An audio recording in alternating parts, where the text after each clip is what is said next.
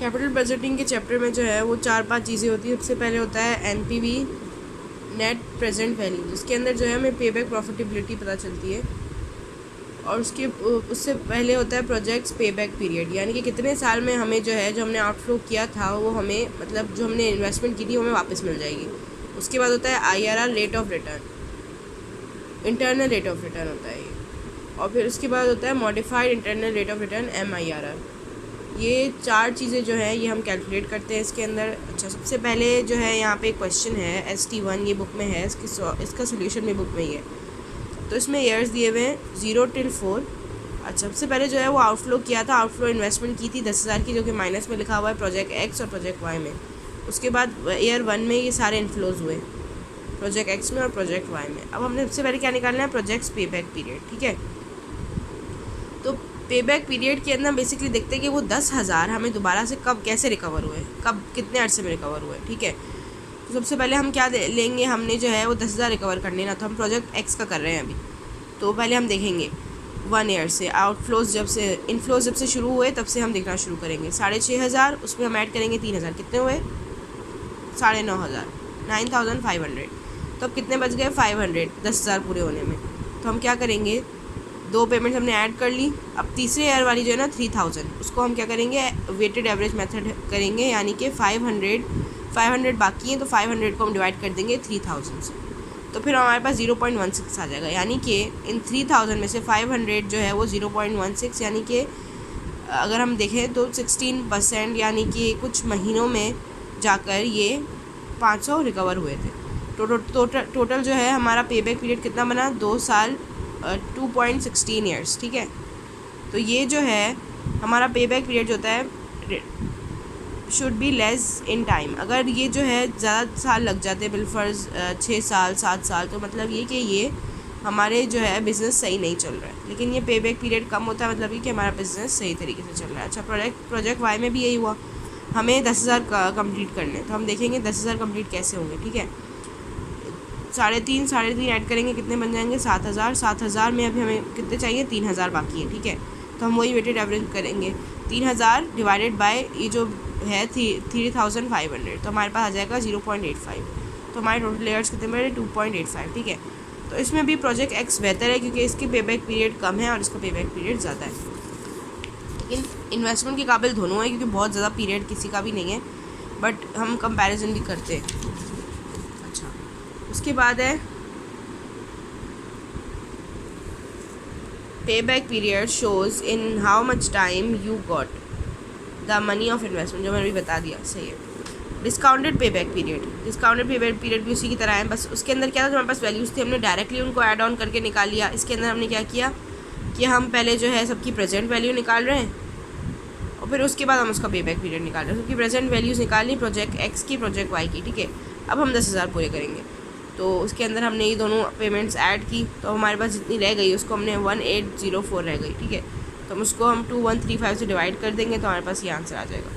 इसमें और उसमें कोई ख़ास फ़र्क नहीं है, लेकिन प्रेजेंट वैल्यू में लेके जाके हम इसलिए चेक करते हैं ताकि हमें पता चले कि आज जो हम इन्वेस्टमेंट कर रहे हैं उसकी हमारी आउटफ्लोज हुई हैं उनका जो है वो प्रेजेंट वैल्यू, यानी कि उस वक्त उसकी क्या वैल्यू होगी, मतलब अभी जब हम कैलकुलेट करें तो उसकी क्या वैल्यू होगी, इसलिए हम प्रेजेंट वैल्यू निकालते हैं। बाकी आंसर वही तकरीबन सेम आएगा। इसके अंदर भी यही है कि प्रोजेक्ट वाई के अंदर ज़्यादा टाइम लग रहा है और प्रोजेक्ट एक्स के अंदर कम टाइम लग रहा है।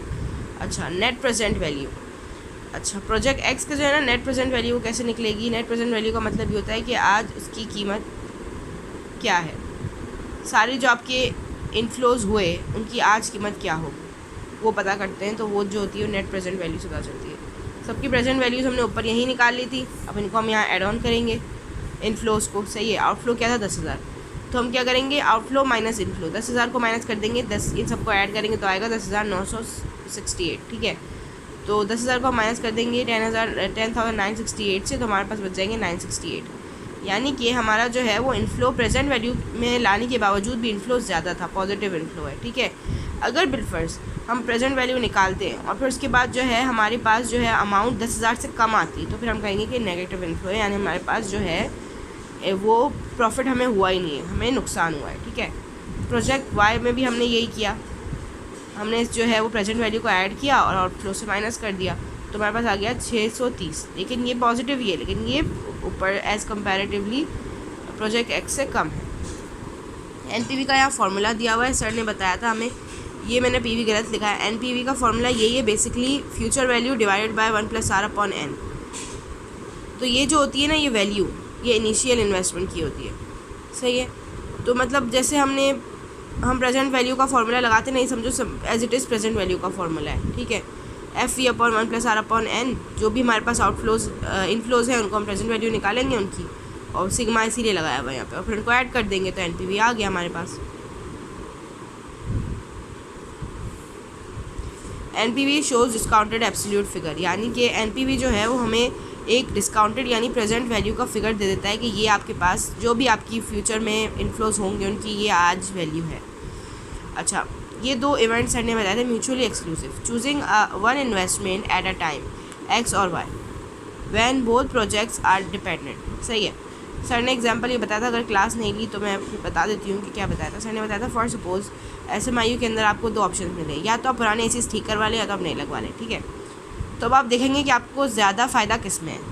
तो ये दोनों प्रोजेक्ट्स डिपेंडेंट हो गए, अगर फॉर सपोज एक्स और वाई डिपेंडेंट होते हैं, दोनों में से कोई एक चूज़ करना है तो उसे हम कहते हैं म्यूचुअली एक्सक्लूसिव। हमने पढ़ा था स्टैटिस्टिक्स में कि और का और एंड का कॉन्सेप्ट जो हमने पढ़ा था कि हमें जो है एक दो इवेंट्स एक साथ अगर नहीं होंगे, म्यूचुअली एक्सक्लूसिव का मतलब ये कि दोनों के दोनों एक्सक्लूसिव है, एक आएगा तो दूसरा एक्सक्लूड हो जाएगा।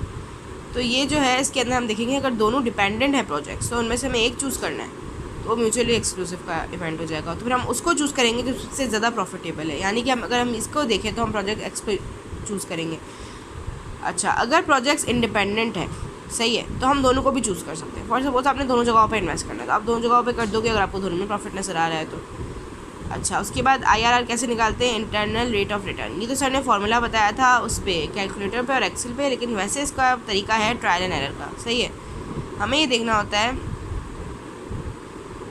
Shows the annualise return of the project with inflows and outflows. हमें जो है ये जो 10,000 होते हैं ना, जो हमारा आउटफ्लो होता है, हमें प्रेजेंट वैल्यू जो है वो इसी के रिलेटेड लानी होती है, यानी कि हमें 10,000 लेके आनी होती है। हमें कोई ऐसा रेट चूज़ करना होता है जिससे हमारी प्रेजेंट वैल्यू 10,000 आ जाए।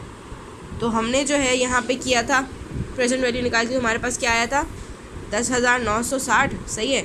तो अब हमें क्या करना है, इसको हमें 10,000 पे लेके आना है। हमारा यहाँ पे रेट क्या था 12%। तो अब हम जो है ना रेट लगा के चेक करेंगे, पहले हम 13, 14, 15, 16, 17 इस तरह रेट लगाते रहेंगे, लेकिन यहाँ पे जो है जो हमने किया तो ये 18% बना, यानी कि अगर हम 18% रेट लगाएंगे तो हमारा एग्जैक्ट 10,000 अमाउंट आ जाएगी इन सबको ऐड करने के बाद, यानी कि हर किसी पे अलग अलग लगा के चेक करना पड़ेगा।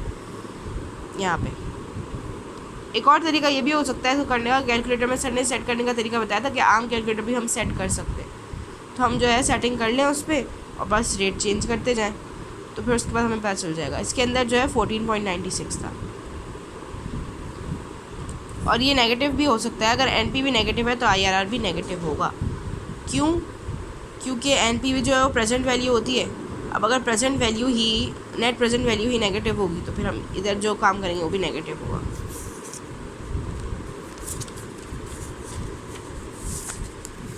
अच्छा, MIRR क्या होता है? IRR assumes that its rate is used to reinvest also, but IRR exaggerates the rated return. MIRR is a realistic rate and also gives in negative inflows. अच्छा, IRR के बारे में ये कॉन्सेप्ट है कि वो बहुत ही ज़्यादा एग्जैजरेटेड रेट देता है। वो कहता है कि इतना ज़्यादा रेट जो है इसी रेट पे आपकी री इन्वेस्टमेंट होगी।